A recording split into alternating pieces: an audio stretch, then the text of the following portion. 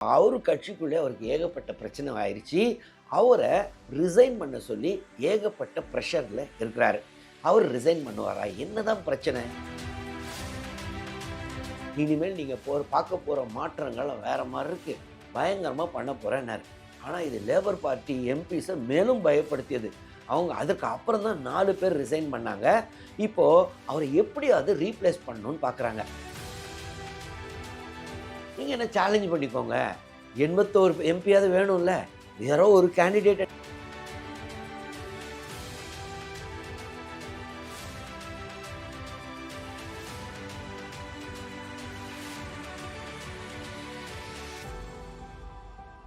வணக்கம், Israel Jebasingh. 2024 UK parliamentary எலெக்ஷனில் கீர் Starmer அவருடைய லேபர் பார்ட்டி பார்த்தீங்கன்னா இமாலய வெற்றி பெற்றது. அதுக்கு முந்தின எலெக்ஷன் 2019 எலெக்ஷனோட 211 சீட்டு எக்ஸ்ட்ராவே வாங்கினாங்க. ஸோ டோட்டல் சீட்ஸ் பார்த்திங்கன்னா 411 சீட்டு. மொத்தம் யூகே காமன்ஸ், அதாவது நம்மளுடைய லோக்சபா மாதிரி அங்கே ஹவுஸ் ஆஃப் காமன்ஸ் சொல்லுவாங்க, வெறும் 326 சீட் இருந்தாலே கவர்மெண்ட் ஃபார்ம் பண்ண முடியும். காரணம் என்னென்னா மொத்தம் 650 சீட்டு தான். ஆனால் இவங்க 411 சீட்டு. ஸோ இப்படி இமாலய வெற்றி பெற்று வந்த சர் கீர் ஸ்டார்மர் பார்த்தீங்கன்னா இப்போ அவர் கட்சிக்குள்ளே அவருக்கு ஏகப்பட்ட பிரச்சனை ஆயிடுச்சு. அவரை ரிசைன் பண்ண சொல்லி ஏகப்பட்ட ப்ரெஷரில் இருக்கிறாரு. அவர் ரிசைன் பண்ணுவாரா? என்னதான் பிரச்சனை? இவ்வளோ ஒருத்தர் வெற்றி பெற்று வந்தவருக்கு ஏன் இப்போ இந்த பிரச்சனையில் இருக்கார்? இதை பற்றிலாம் இந்த வீடியோவில் நம்ம பார்ப்போம். முதலாவது பார்த்தீங்கன்னா சர் கீர் ஸ்டார்மர் 2024 லேபர் பார்ட்டி, அதான் அவருடைய கட்சி, அதை ஆட்சிக்கு கொண்டு வந்தார் 14 வருடம் கழிச்சு. ஸோ 14 வருஷமாக அங்கே பார்த்தீங்கன்னா கன்சர்வேட்டிவ் பார்ட்டி தான் ஆட்சி செஞ்சாங்க. யூகே பொறுத்தவரை 2 பார்ட்டி சிஸ்டம்னு சொல்லுவாங்க. ஒன்று பார்த்தீங்கன்னா கன்சர்வேட்டிவ் பார்ட்டி, இன்னொன்று லேபர் பார்ட்டி. ஸோ கன்சர்வேட்டிவ் பார்ட்டிகிட்டேருந்து அதை கொண்டு வந்ததே ஒரு இமாலய வெற்றி அப்படின்னு தான் சொல்ல முடியும். அதுவும் பயங்கரமான மெஜாரிட்டி, 411 சீட்டோட வந்தாருங்க. ஆனால் கடந்த 2 வருடமாக பார்த்தீங்கன்னா அவருக்கு ஏகப்பட்ட பிரச்சனை ஆரம்பிச்சுது. முக்கியமான பிரச்சனை என்னன்னு சொல்கிறாங்கன்னா, லார்டு மண்டேல்சன் அவரை யூகேவோடைய அம்பாசிடராக அமெரிக்காவுக்கு அனுப்புகிறாங்கங்க. டொனால்ட் ட்ரம்ப்புக்கு இவர் ரொம்ப க்ளோஸு, அதனால் பெட்டர். ஏன்னா டொனால்ட் ட்ரம்ப் 2வது முறை ஆட்சிக்கு வந்துட்டார், அவரை மேனேஜ் பண்ணணுன்னா லார்டு மண்டேல்சனால் தான் முடியும் அப்படின்னு சொல்லி இவரை அனுப்புகிறாங்க அம்பாசிடராக. ஆனால் கொஞ்ச நாள்லேயே பார்த்திங்கன்னா இந்த எப்ஸ்டீன் ஃபைல் அது லீக் ஆகுது. அதில் பார்த்திங்கன்னா லார்ட் மண்டேல்சன் நாட்டுடைய ரகசியத்தெல்லாம் எப்ஸ்டீனோட ஷேர் பண்ணியிருக்காரு, அவர் ரொம்ப எப்ஸ்டீனுக்கு க்ளோஸு அப்படின்னு வந்துருச்சுங்க. ஸோ அவர் கடைசியில் அவரை வித்ட்ரா பண்ணிடுறாங்க. அதற்கப்புறம் இவர் மேலே ப்ரெஷர் வருதுங்க. அது எப்படி ஒருத்தர் எப்ஸ்டீன் கூட இருந்தவர் உங்களுக்கு தெரியாதா? கவர்மெண்ட்டில் செக்யூரிட்டி கிளியரன்ஸ் வைக்க மாட்டிங்களா? அவரை எப்படி நீங்கள் அம்பாசிடராக அனுப்பலான்னு. ஸோ இவங்க யூகே கவர்மெண்ட் என்ன சொன்னாங்கன்னா, இந்த பாருங்கங்க, இப்போ டொனால்ட் ட்ரம்ப் வந்துட்டார், அவரை மேனேஜ் பண்ணணும்னா லார்ட் மண்டேல்சன் பெட்டர்னு தான் அனுப்பிச்சோம். எங்களுக்கு தெரியாது அவர் இந்த மாதிரி எப்ஸ்டீனோட இருந்தாருன்றதெல்லாம், அது தெரிஞ்சவொன்னே வித்ட்ரா பண்ணிட்டோம். அப்புறம் கொஞ்சம் தோண்ட பார்த்தீங்கன்னா செக்யூரிட்டி கிளியரன்ஸே கொடுக்காமல் இருந்திருக்காங்க. சாதாரணமாக இந்த மாதிரி கவர்மெண்ட் அப்பாயின்மெண்ட்னா யூகேல செக்யூரிட்டி கிளியரன்ஸ் இருக்குமா. ஸோ செக்யூரிட்டி கிளியரன்ஸ் இல்லாமலே அப்போது உள்ள அவங்களுடைய ஃபாரின் ஆஃபீஸ் என்ன பண்ணியிருக்காங்கன்னா, ப்ரெஷரில் குயிக்காக வேணால் டொனால்ட் ட்ரம்ப்பை மேனேஜ் பண்ணும் அப்படின்னு சொல்லி கடகடன்னு இவராக அனுப்பிச்சிருக்காங்க லார்ட் மண்டேல்சனை. ஸோ அதற்கப்புறம் மேலும் கீர் ஸ்டார்மர் மேலே ப்ரெஷர் வந்துச்சு, செக்யூரிட்டி கிளியரன்ஸ் இல்லாமல் நீங்கள் எப்படி பண்ணுவீங்க அப்படின்னு. அதற்கு அப்புறம் தான் தெரிஞ்சது இவர் கீர் ஸ்டார்மருக்கு தெரியாமலே ஃபாரின் ஆஃபீஸ்லேருந்து பண்ணியிருக்காங்க. ஸோ அதை அவங்களும் ஒத்துக்கிட்டாங்க. கடைசியில் அந்த ஃபாரின் ஆஃபீஸில் உள்ள ஒரு civil servant, senior foreign service officer resign பண்ணிட்டாருங்க. ஸோ ஏற்கனவே யூகேல அங்கே நிறைய எக்கனாமிக் ப்ராப்ளம் போய்கிட்டு இருக்கு. போதாக்குறைக்கு இப்போ ஈரான் யூஎஸ் வார், அதனால் பார்த்தீங்கன்னா ஆயில் ப்ரைஸஸ்லாம் வேறு ஷூட் ஆகிட்டு இருக்கு. யூகேல பார்த்தீங்கன்னா நிறைய பொலிட்டிக்கல் சேஞ்சஸ் அங்கே நடந்துக்கிட்டு இருக்கு. இத்தனை காலம் பார்த்தீங்கன்னா 2 பார்ட்டி சிஸ்டம் சொல்லுவாங்க. ஒன்று லேபர் பார்ட்டி, இன்னொன்று கன்சர்வேட்டிவ் பார்ட்டி. ஆனால் இப்போ புதுசாக ரிஃபார்ம் யூகே அப்படின்னு ஒரு பார்ட்டிங்க, அது நிகேல் ஃபராஜேன்றவர் ஆரம்பிச்சிருக்காரு. ஒரு காலத்தில் ஒரு பிரெக்சிட் பார்ட்டின்னு ஒன்று வச்சுருந்தாரு. பிரிட்டன் யூரோப்பியன் யூனியன் விட்டு எக்ஸிட் ஆயிடணும், யூகே தனியாக இருந்தால் தான் வளரும் அப்படின்னு சொல்லி வந்தவர். அதற்கப்புறம் அதை தான் இப்போ ரிஃபார்ம் யூகே அப்படின்னு ஒரு பார்ட்டியாக வச்சுருக்காருங்க.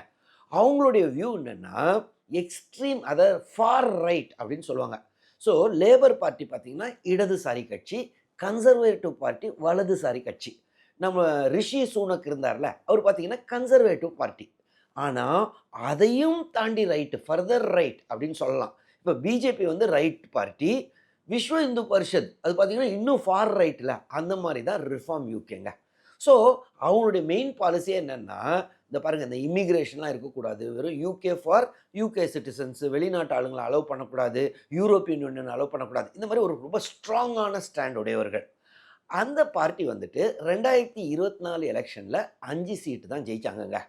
ஆனால் முதல் முறையாக ஜெயிக்கிறாங்க. கன்சர்வேட்டிவ் பார்ட்டி ஓட்டெல்லாம் சாப்பிட ஆரம்பிச்சிட்டாங்க. ஏறக்குறைய 14% ஓட்டு அவங்க வாங்கினாங்கங்க. ஸோ அதற்கு அப்புறம் பார்த்தீங்கன்னா, இப்போ 2026 எலெக்ஷனு அங்கே வந்து லோக்கல் பாடி எலெக்ஷன் நடந்துச்சு. இந்த லோக்கல் பாடி எலெக்ஷனில் 1400 லோக்கல் கவுன்சில் சீட்ஸ் ஜெயிச்சிருக்காங்க. லேபர் பார்ட்டி வெறும் 1100 சீட் தான் ஜெயித்தாங்க. இதற்கு முன்னாடி ஏறக்குறைய 1100 ஒரு 1500 2900 சீட்டு வச்சுருந்த லேபர் பார்ட்டி இப்போ வெறும் 1100 சீட்டு தாங்க. இப்போ கன்சர்வேட்டிவ் பார்ட்டி 1000க்கும் கம்மியாக போயிடுச்சு அவங்களுடைய பழைய நம்பரில் இருந்து. ஸோ இப்போ அங்கே ட்ரெண்டு பார்த்தீங்கன்னா எல்லோரும் ரிஃபார்ம் யூகே பக்கம் போய்கிட்டு இருக்காங்க.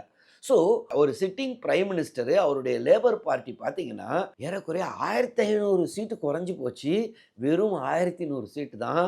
ஆனால் ரிஃபார்ம் யூகே 1400 சீட்டுக்கு மேலே. ஸோ அடுத்து யூகேல எலெக்ஷன் வச்சா ரிஃபார்ம் யூகே தான் ஜெயிக்க போகிறாங்க அப்படின்னு. சரி, நம்மளுடைய ரிஷி சுனக்குடைய கன்சர்வேட்டிவ் பார்ட்டி என்னாச்சு? அதெல்லாம் ஏறக்குறைய முடிஞ்ச கதை.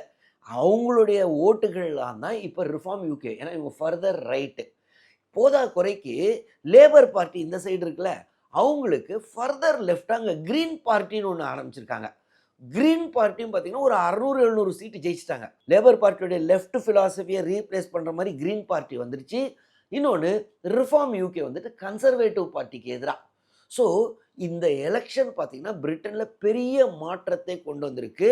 ஸோ இப்போ லேபர் எம்பிஸாக இருக்காங்கல்ல, 403 பேர் லேபர் பார்ட்டியோடைய மெம்பர்ஸ் ஆஃப் பார்லிமெண்ட், அவங்களுக்குள்ள நிறைய பேருக்கு பயம் வந்துருச்சுங்க.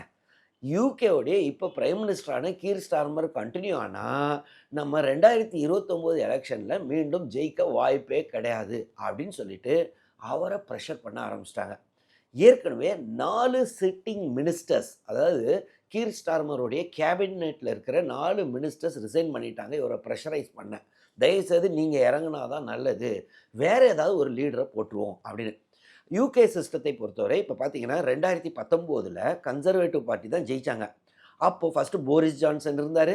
அப்புறம் அவருக்கு எதிராக பிரச்சனைன்னு அதே பார்ட்டி தான் கண்டினியூ ஆச்சு, ஏன்னா அவங்க எம்பிஸ் மெஜாரிட்டி இருக்காங்க. ஆனால் லிஸ் ட்ரஸ் அப்படின்றவங்கள அப்பாயின்ட் பண்ணாங்க. அதுக்கப்புறம் ரிஷி சுனக், 3 பேருமே ஒரே கட்சியை சேர்ந்தவர்கள் தான். போரிஸ் ஜான்சன் தான் 2019 எலெக்ஷனை ஜெயிக்கிறாரு. ஆனால் அவர் கண்டினியூ ஆனால் 2024 அவங்க ஜெயிக்க மாட்டோம், கன்சர்வேட்டிவ் பார்ட்டி தோற்றுரும், மக்கள் மத்தியில் பிரச்சனை வருது அப்படின்னு சொல்லி லிஸ் ட்ரஸை கொண்டு வந்தாங்க அவங்க பார்ட்டி எம்பிஸு.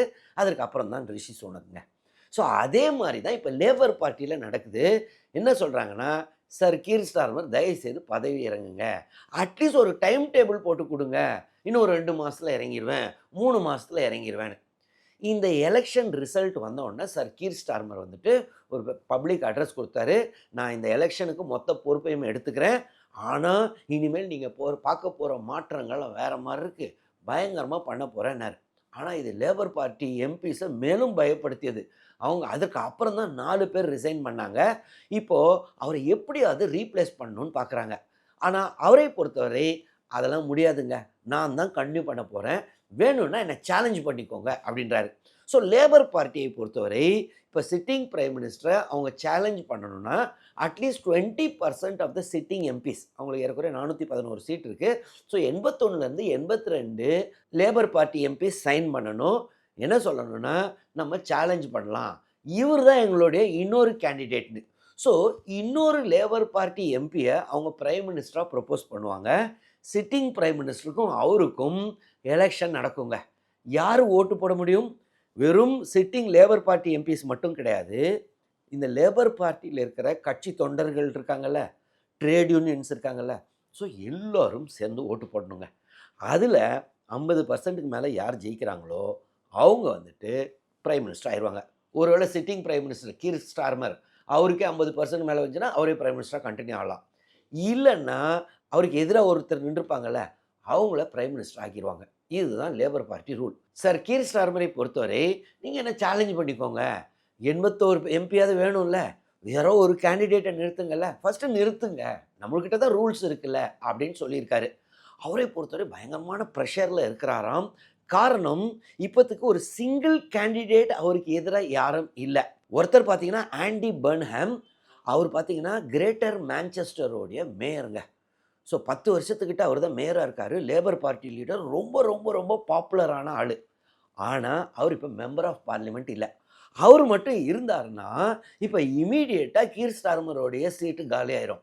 அவர் இந்த வருஷ தொடக்கத்தில் ஒரு எம்பி சீட்டு அவங்க ஏரியாவில் காலியாயிருக்கு. அப்போ அவர் என்ன சொல்லியிருக்காரு, நான் பெட்டர் எம்பி ஆயிடுறேன் அப்படின்னு. அப்போ லேபர் பார்ட்டியில் இருந்த சீனியர்ஸ் சார் கீர் ஸ்டார்மர் உட்பட, இல்லைங்க மேயர் எலெக்ஷனுக்கு இவ்வளோ செலவு பண்ணியிருக்கோம், மீண்டும் மக்கள் டேக்ஸ் பணத்தெல்லாம் வேஸ்ட் பண்ணக்கூடாது, அதனால் நீங்கள் மேயராகவே கண்டினியூ பண்ணுங்க அப்படின்ட்டாங்க.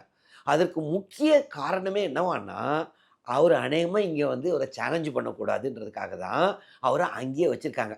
ஸோ இப்போ இவங்கெல்லாம் இப்போ சார் கீர் ஸ்டார்மருக்கு எதிராக நிறைய பேர் குரல் கொடுக்குறாங்கல்ல, அவங்க எதனால் டைம் டேபிள் கொடுங்க டைம் டேபிள் கொடுங்கன்னு சொல்கிறாங்கன்னா, அந்த டைம் டேபிள் ஒரு 2 மாதமோ 3 மாதத்துலேயே இவர் இறங்குறாருன்னா, அதுக்குள்ளே ஏதோ ஒரு சீட்டை ஆண்டி பர்ன்ஹாம் கொடுத்துட்டா, அதற்கப்புறம் இவர் ஸ்டெப் டவுன் பண்ணோன்னா அவரை வந்து பிரைம் மினிஸ்டர் ஆக்கிடலாம். அவர் வந்து மக்கள் மத்தியில் ரொம்ப பாப்புலரான ஆள். அப்போ 2029 எலெக்ஷனில் மீண்டும் லேபர் பார்ட்டி வர ஏதோ வாய்ப்பு இருக்குது. இல்லைன்னா மொத்தத்துக்கு மொத்தம் ரிஃபார்ம் யூகேவோட நிகல் ஃபராஜ் அடிச்சுட்டு போயிடுவார். சார் கீர் ஸ்டார்மர்னால கவர்மெண்ட்டை ஒழுங்காக மேனேஜ் பண்ண முடியல, விலைவாசிலாம் ஏறுது, ஸோ அவர் ஸ்டெப் டவுன் பண்ணுறது நல்லது அப்படின்னு சொல்லி தான் இவங்க பிளான் பண்ணிக்கிட்டு இருக்காங்க.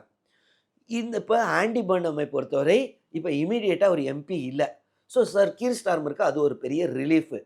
அதனால தான் அவர் சொல்கிறாரு, வேண்டாம் என்னை சேலஞ்ச் பண்ணுங்கன்னு.